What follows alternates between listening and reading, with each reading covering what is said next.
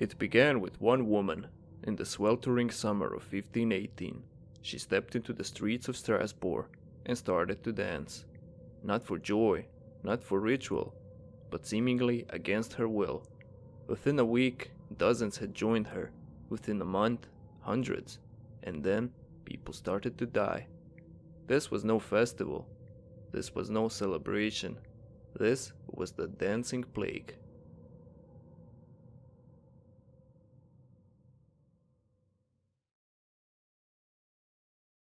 In July of 1518, in the city of Strasbourg, then part of the Holy Roman Empire, a woman named Frau Tropea walked into the streets and began to dance.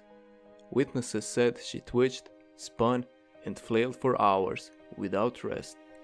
By the third day, she was still moving, exhausted, soaked in sweat, feet bloodied, but unable to stop. Within days, more people joined her. By the end of the month, reports claim up to 400 people were dancing. No music, no coordination, just chaos. They collapsed from exhaustion, and some, according to chronicles, died from strokes, heart attacks, or sheer fatigue. The city's leaders were baffled. Physicians ruled out supernatural causes and declared the plague a natural disease, something caused by overheated blood. Their solution? More dancing. They set up guild halls, hired musicians, and even built a stage, hoping the dancers would dance it out. Instead, the numbers grew, and the deaths mounted. So what was the dancing plague? Historians and scientists have proposed theories, but no consensus exists. The first theory claims that it was mass hysteria, a form of psychogenic illness where stress, fear, or trauma manifests physically in groups. Strasbourg, after all, had been suffering famine, disease, and relentless hardship. Could the dancing have been a psychological escape gone horribly wrong? The second theory says that it was ergot poisoning. Some suggest that dancers consumed rye infected with ergot, a hallucinogenic fungus similar to LSD. But ergot usually causes convulsions, not rhythmic movement, and doesn't explain the social contagion aspect.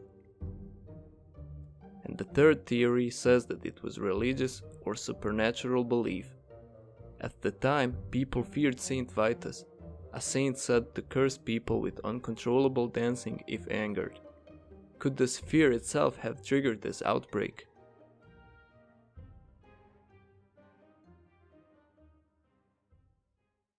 Whether by fungus, fear, or faith, one thing is clear. This was a society teetering on the edge. Plagues had swept through Europe. Harvests failed. People were starving. Life expectancy was low. Faith, fear, and desperation were constant companions. In a world where science and superstition blurred, trauma could twist reality, and perhaps, in 1518, it made people dance.